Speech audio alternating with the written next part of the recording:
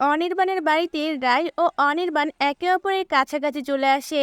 মিঠিজোড়া ধারাবাহিকের নতুন পর্বে আপনারা দেখবেন অনির্বাণ রায়কে নিয়ে তার বাড়িতে ঢোকে আর মনে মনে বলতে থাকে, রায় তুমি যদি আর না যেতে, তোমাকে যদি আমি আমার কাছে রেখে দিতে পারতাম। এই কথা ভেবে একদৃষ্টিতে রায়ের দিকে তাকিয়ে থাকে। এরপর দেখা যায় অনির্বাণ রায়কে বলে ওঠে, চা বানিয়ে আনবো। তখন রায় বলে ওঠে, তুমি চা বানাতে পারো? কথাটার উত্তর দিয়ে অনির্বাণ বলে ওঠে, আমি চা কফি সবই বানাতে পারি। এরপর দেখা যায় অনির্বাণ রায়ের জন্য চা বানাতে রান্না করে যায়।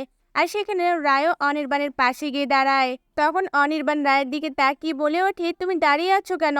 এই বলে উঁচু একটি টোল এগিয়ে দিয়ে রায়কে বলে ওঠে, প্লিজ বসো এখানে। এটা আমার কাটাকুটি রান্না করার সিংহাসন। কথাটা শুনে রায় মুচকি হাসে। এরপর টোলের ওপর উঠে বসতে গেলে রায় পড়ে যেতে লাগে। তখনই অনির্বাণ সাথে সাথে রায়কে জড়িয়ে ধরে আর তার দিকে একদৃষ্টিতে তাকিয়ে থাকে। এটাই হচ্ছে নতুন পর্বের আপডেট।